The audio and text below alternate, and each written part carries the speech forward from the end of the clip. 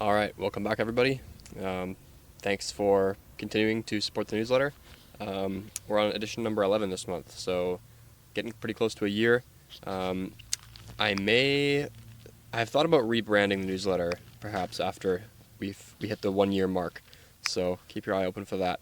But I still will be aiming for the once a month, so it hopefully won't be too spammy. Yeah, anyways, 11th edition. Our painting of the month comes from Anton Schiffer, Austrian painter, mid-19th century. We see here a view of Hintersee with Reitraum. Not sure what that is. I'm assuming it's somewhere in Austria, but maybe he painted it on his travels, maybe not. Not too sure. But anyways, it's very green and kind of, for me, encapsulates the sort of idyllic. I don't know what I'm trying to say. It just encapsulates the idea of summer. Our poem this month comes from Robert Service, intentionally, because we have a little blurb about him in a minute. And that is A Song of Success. I'll just read it quickly. And this is not the full thing. This is just, excuse me, just one of the stanzas. Aye, we have triumphed. Now we must haste. Revel in victory. Why? What is wrong? Life's choicest vintage is flat to the taste. Are we too late? Have we labored too long? Wealth, power, fame we hold. Ah, but the truth. Would we not give this vain glory of ours for one mad, glad year of glorious youth? Life in the springtide, and love in the flowers. Really great. Thank you, Mr. Service. Fiction short story this month is a short sci-fi that I wrote. It's set in Idaho after the Third World War, so kind of speculative, but pretty fun. And I'm actually writing a part 2 of this for the 12th edition, so it'll be a continuation. Essay this month, Many Members, One Church. It's a exhortation to ecumenism. Actually had some feedback on this from one of my followers, and we kind of went back and forth about this idea. And now there's some. He pointed out that I made some logical errors and faults in this essay, which is fine. That's good to. I mean, essay really is French for an attempt, right? So it's good to just get it out there either way. But yeah, I might collate my responses to his review and put it out as a second essay. I'm not sure, but yeah. On to Mr. Service. So Canada is not really known for producing a number of really famous poets. I don't think we have any poets really in the Western canon besides perhaps this man here. I mean, perhaps we have, I don't even know how to pronounce this, Ondaatje, and then Leonard Cohen as well.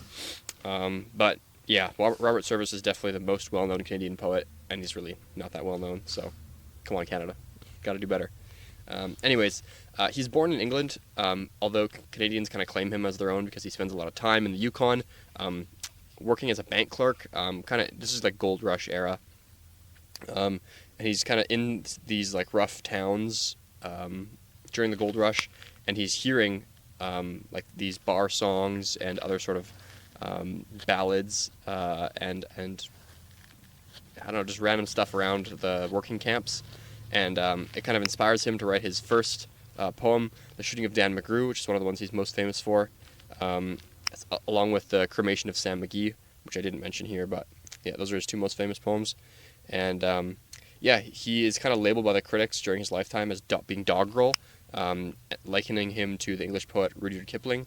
But as you know, posterity has treated Kipling particularly well, and Service, I guess, has done quite well for himself also. So maybe being labeled as doggerel is not the end of the world. Anyways, yeah. So Robert Service, kind of a cool sort of nature-inspired or folklore-inspired poet from Canada. Quote of the month comes from Sartre. Not sure I can back up Sartre on too many things, but really great quote here. I'm not sure where this comes from. Maybe one of his novels. It says, "I've led a toothless life," he thought. "A toothless life. I have never bitten into anything. I was waiting. I was reserving myself for later on, and I have just noticed that my teeth have gone." So yeah, don't wait to do things. Just get after it. Well, I totally Joe Roganified that quote. Get after it. Word of the month, Shrivelight. Literary term, not really used much in everyday speech, but it is coined by a poet named Gerard Manley Hopkins to describe the lances of sunlight that pierce through the canopy of a forest. And you can click the link here and it'll show you the poem from which the term is derived. If it loads here, not sure if it'll... there we go. That nature is a Heraclidian fire and the comfort of the resurrection. That's kind of a esoteric and strange title. Yeah, I think that the poem itself is rather obtuse and hard to access. But anyways, kind of a cool term. Then we have one more painting by Mr. Schiffer, and that's it. So yeah, thanks for reading.